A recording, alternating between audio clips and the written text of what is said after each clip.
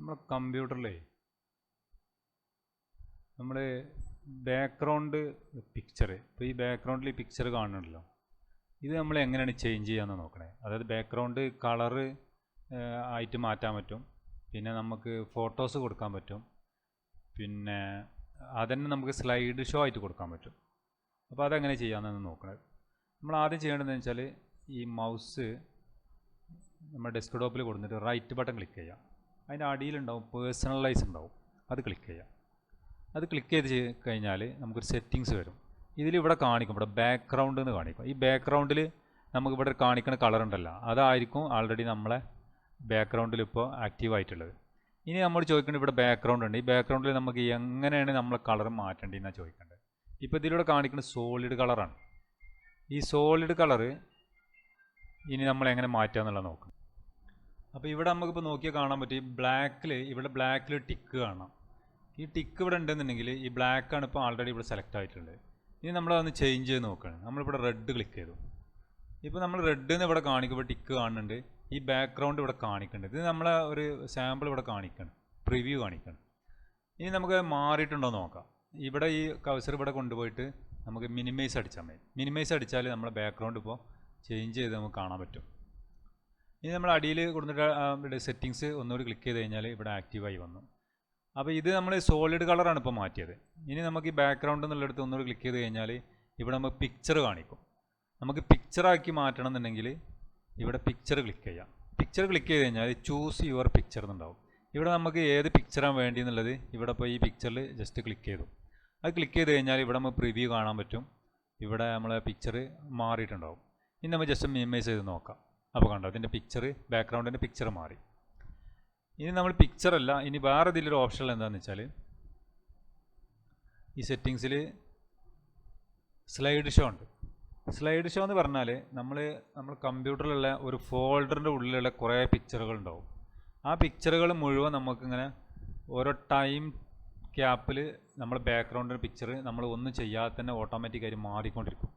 അതാണ് slide show എന്ന് പറഞ്ഞാൽ. അപ്പോൾ നമ്മൾ സ്ലൈഡ് ഷോ ക്ലിക്ക് ചെയ്തു. സ്ലൈഡ് ഷോ ക്ലിക്ക് ചെയ്ത് കഴിഞ്ഞാൽ ഇവിടെ choose albums for your slide show എന്നാണ്. നമുക്ക് ഏത് ആൽബത്തിലുള്ള ഫോട്ടോസാണ് നമുക്കിവിടെ സ്ലൈഡ് ഷോയിൽ കാണേണ്ടതെന്നാണ് ചോദിക്കുന്നത്. നമ്മൾ നേരത്തെ ഇവിടെ കുറേ ഫയലുകൾ, അതായത് ഫോട്ടോസ് കാണിച്ചു, പിന്നെ സോളിഡ് കളർ കാണിച്ചു. ഇപ്പോൾ ഇതിലിവിടെ നമുക്ക് കാണിക്കേണ്ടത് ഇനി ഫോൾഡറാണ് ഇവിടെ സെലക്ട് ചെയ്ത് കൊടുക്കേണ്ടത്. അപ്പോൾ ഇവിടെ ബ്രൗസ് എന്ന് കാണിക്കും. ഈ ബ്രൗസ് അടിച്ചു കഴിഞ്ഞാൽ നമ്മൾ ഏത് ഫോട്ടോസ്, അതായത് ഏത് ഫോൾഡറിലുള്ള ഫോട്ടോസാണ് നമുക്ക് ഇവിടെ കാണിക്കേണ്ടതെന്നാണ് ചോദിക്കുന്നത്. അപ്പോൾ നമ്മളിവിടെ ഫോട്ടോസ് എന്ന് പറഞ്ഞ ഒരു ഫോൾഡർ ഉണ്ട്, നമ്മളെ കമ്പ്യൂട്ടർ ആൾറെഡി ഉണ്ട്. നമ്മൾ ആ ഫോട്ടോസിലുള്ള ഒരു ഫോൾഡർ ഇപ്പോൾ ഇതിൽ കുറേ കാണിക്കുന്നുണ്ട്. ആലപ്പുഴ ഫോട്ടോസ്, ആതിരപ്പള്ളി ഫോട്ടോസ്, അങ്ങനെ കാണിക്കുന്നുണ്ട്.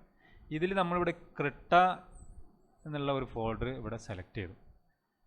ഇനി ഇതിൽ ഈ ഫോൾഡറൊക്കെ ഇതിൽ എങ്ങനെ ക്രിയേറ്റ് ചെയ്യാമെന്ന് നമ്മളെ അടുത്ത ഓരോ വീഡിയോയിൽ നിങ്ങൾക്ക് മനസ്സിലാക്കാൻ പറ്റും.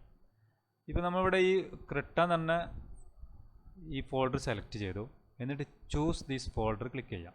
അത് ക്ലിക്ക് ചെയ്ത് കഴിഞ്ഞാൽ ഇവിടെ ബാക്ക്ഗ്രൗണ്ടിൽ കാണാൻ പറ്റും. ആ ക്രിട്ട എന്ന് പറഞ്ഞ ആ ഫോൾഡറിൻ്റെ ഉള്ളിലുള്ള ഫോട്ടോസിൽ ഒരു ഫോട്ടോ ആണ് ഇവിടെ ബാക്ക്ഗ്രൗണ്ടിൽ കണ്ടത്. ഇനി നമ്മളിവിടെ അതിലൊരു സെറ്റിങ്സ് ചോദിക്കണമെന്ന് വെച്ചാൽ ചേഞ്ച് പിക്ചർ എവരി 1 മിനിറ്റ് ചോദിക്കേണ്ടത്. ഓരോ മിനിറ്റിലും നമ്മുടെ ബാക്ക്ഗ്രൗണ്ടിലെ ഫോട്ടോസ് മാറിക്കൊണ്ടിരിക്കും. ഇനി നമുക്ക് ഇവിടെ ചേഞ്ച് ചെയ്യാൻ പറ്റും. 10 മിനിറ്റ്സ് ആക്കാം, 30 മിനിറ്റ്സ് ആക്കാം, 1 ഹവർ ആക്കാം, 6 ഹവർ ആക്കാം, 1 ഡേ ആക്കാം. ഓരോ ദിവസവും ഓരോ പിക്ചർ ഇങ്ങനെ ഓട്ടോമാറ്റിക്കലി മാറിക്കൊണ്ടിരിക്കും. ഇതാക്കി കഴിഞ്ഞാൽ 1 മിനിറ്റ് എന്ന് കൊടുത്തു കഴിഞ്ഞാൽ ഓരോ മിനിറ്റിലും നമ്മൾ ഫോട്ടോസ് മാറിക്കൊണ്ടിരിക്കും. അപ്പോൾ നമ്മൾ 1 മിനിറ്റ് കൊടുത്തു. 1 മിനിറ്റ് കൊടുത്തിട്ട് നമ്മൾ എന്ത് ചെയ്യാണ്, ഇവിടെ ഈ സെറ്റിങ്സ് ക്ലോസ് ചെയ്താൽ മതി. ഇത് ക്ലോസ് ചെയ്ത് കഴിഞ്ഞാൽ അല്ലെങ്കിൽ മിനിമൈസ് ചെയ്ത് കഴിഞ്ഞാൽ നമുക്കൊരു ബാക്ക്ഗ്രൗണ്ടിൽ ഫോട്ടോ മാറി. ഇനി നമ്മൾ 1 മിനിറ്റ് വെയിറ്റ് ചെയ്യുകയാണെന്നുണ്ടെങ്കിൽ നമ്മുടെ ഈ ഫോട്ടോ ഈ ഫോൾഡറിലുള്ള അടുത്ത ഫോട്ടോ ആയി മാറും. നമുക്ക് ജസ്റ്റ് 1 മിനിറ്റ് വെയിറ്റ് ചെയ്ത് നോക്കാം, എന്നിട്ട് മാറണമെന്ന് നോക്കാം. ഇപ്പോൾ കണ്ടോ, നമ്മളെ ഫോട്ടോസ് മാറിക്കഴിഞ്ഞു. ഇനി ആ ഫോൾഡറിൽ എത്ര ഫോട്ടോസ് ഉണ്ടെങ്കിലോ ആ ഫോട്ടോസ് ഇങ്ങനെ റാൻഡമായിട്ട് മാറിക്കൊണ്ടിരിക്കും.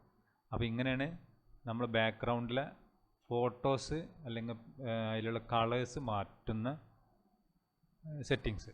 ഇനി ഇതിൽ എന്തെങ്കിലും ഡൗട്ട്സ് നിങ്ങൾക്ക് ഉണ്ടെന്നുണ്ടെങ്കിൽ നിങ്ങൾ കമൻറ്റ്സ് ചോദിച്ചാൽ മതി, അതിൽ റിപ്ലൈ തരും.